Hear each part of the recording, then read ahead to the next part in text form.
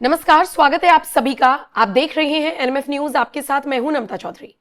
अजय पाल शर्मा बंगाल में जिस तरीके से उन्हें ऑब्जर्वर बनाकर चुनाव आयोग ने भेजा, रातों रात वो सोशल मीडिया सेंसेशन बन गए।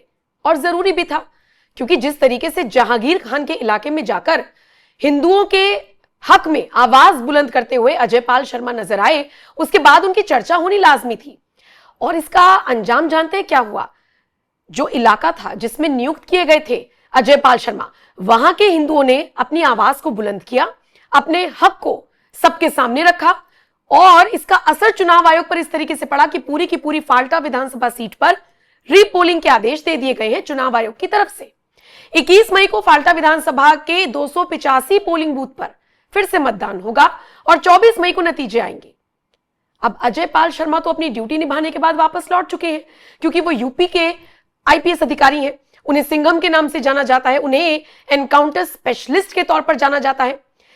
और ऐसे में अजय पाल शर्मा को और ज्यादा जानने के लिए लोग उनके बारे में पढ़ रहे हैं, रिसर्च कर रहे हैं।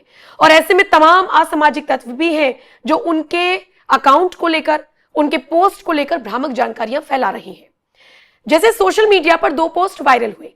दावा किया गया कि अजय पाल शर्मा के ऑफिशियल फेसबुक हैंडल से ये पोस्ट किए गए हैं। आप सोचिए, सोशल मीडिया के इस दौर में चीजें इतनी जल्दी वायरल होती हैं कि सफाई देनी पड़ जाती है। अजय पाल शर्मा का जो रूप हमने जहांगीर के इलाके में देखा, उन सबसे इतर बहुत सौम्य तरीके से वो इन अफवाहों पर विराम लगाते हुए नजर आए हैं। क्या है ये पूरा मैटर, मैं आपको विस्तार से बताऊं। उससे पहले जरा वो वीडियो देख लीजिए जिसमें आईपीएस अजय पाल जहांगीर और उसके समर्थकों को हड़काते हुए नजर आए थे। आसपास के जितने भी लोग हैं अच्छी तरह से समझ लें कि अगर किसी ने बदमाशी करी तो उनका कायदे से इलाज किया जाएगा। फिर अगर कहीं से खबर आ गई कि किसी ने कोई खुराफात करने की, किसी को परेशान करने की कोशिश की है, तो फिर उसकी खबर फिर अच्छे से लेंगे हम। ये जहांगीर के घर वाले भी खड़े हैं, उसको बता देना कायदे से। ये बार बार जो खबरें आ रही हैं कि उसके लोग धमका रहे हैं, तो फिर अच्छे से खबर लेंगे, फिर बाद में रोना पछताना मत। अजय पाल शर्मा के इस वीडियो के सामने आने के बाद कई सारे ऐसे वीडियोस आए जिनको देखने के बाद दंगाइयों में खौफ पैदा हुआ, हिंदुओं में हिम्मत बढ़ी और नतीजा सबके सामने है। आईपीएस अजय पाल शर्मा जैसे अधिकारियों को अगर नियुक्त किया जाएगा तो कैसे बंगाल की तस्वीर बदल सकती है, यह हम सब ने देखा।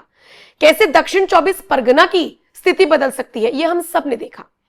संवेदनशील इलाके माने जा रहे थे ये, और उन संवेदनशील इलाकों में बिना किसी हिंसा के किस तरीके से वोटिंग हुई, ये सब ने देखा। अब बारी है उस पोस्ट की जिसको लेकर दावा किया जा रहा है कि ये अजय पाल शर्मा ने किया। सबसे पहले ये पोस्ट देखिए, क्या लिखा है इस पोस्ट में। ओम नमः पार्वती पते हर हर महादेव। बताया जा रहा है कि फेसबुक पर यह पोस्ट अजय पाल शर्मा की तरफ से किया गया। हालांकि उनका फेसबुक अकाउंट जिससे ये किया गया है पोस्ट, ये ओरिजिनल नहीं है। ये उनका फैन मेड अकाउंट है जिस पर से ये पोस्ट किया गया है। इसके बाद एक और पोस्ट वायरल हुआ जिसे लेकर दावा किया गया कि यह भी अजय पाल शर्मा ने किया है और बांग्ला में कुछ लिखा है।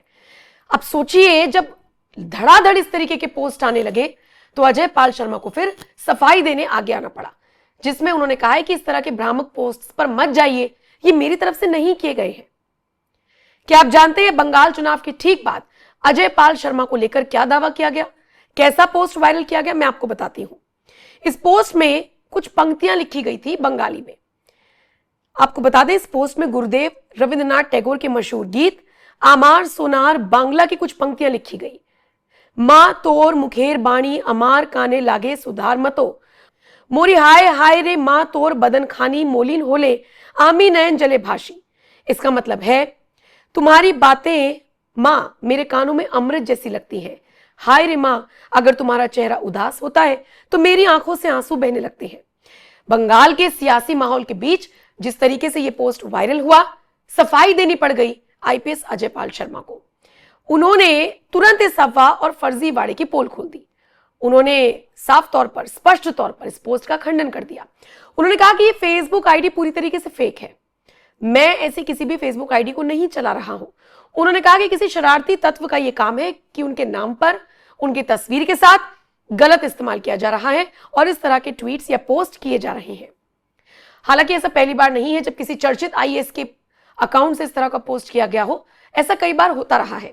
लेकिन अजय पाल शर्मा जो इस वक्त सबसे ज्यादा हाईलाइटेड है, ऐसे में उनका पोस्ट आया तो लोगों ने इसे हाथों हाथ ले लिया, उनकी तारीफ करनी शुरू कर दी। लेकिन लोगों को बड़ा दुख हुआ जब पता चला कि अजय पाल शर्मा ने वास्तव में ऐसा कोई पोस्ट नहीं किया है। फिलहाल इस खबर पर, इस पोस्ट पर, इस फेक नैरेटिव पर और जिस तरीके से स्पष्ट किया है अजय पाल शर्मा ने और जो भूमिका उनकी बंगाल में रही है, खासकर दक्षिण 24 परगना में, इसे लेकर आप क्या कहेंगे? कमेंट सेक्शन में आप अपनी राय जरूर दें और बाकी खबरों के लिए एनएमएफ न्यूज देखते रहिए।